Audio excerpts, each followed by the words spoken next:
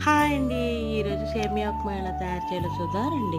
ముందుగా పోపులు, జీలకర్ర, శనగపప్పు, శనగపలుకులు, ఉల్లిపాయ ముక్కలు, పచ్చిమిరపకాయలు అన్నీ ఒకదాంతో తోటి వేసుకొని దోరగా వేగనివ్వాలండి. ఎప్పుడైనా సరే ఈ పోపు అనేది మాడకుండా చూసుకోవాలండి. అదే దీనికి మెయిన్. తర్వాత టమాటా పళ్ళు అయితే నేను 4 తీసుకున్నానండి. ఈ ఉప్మాకి టమాటా పళ్ళు చాలా మంచి టేస్ట్ ఇస్తుందండి. తర్వాత కరివేపాకు వేసాను. బాగా దోరగా వేగనిచ్చి చక్కగా వాటర్ వేసేసుకున్నాం. మనకి ఎంత కావాలో అంత వేసుకొని దానికి తగ్గట్టుగా మనం మీరు ఒక లోటా వేస్తున్నారనుకోండి, ఒక గ్లాసు సేమియా పూసలకి సరిపోతుందండి.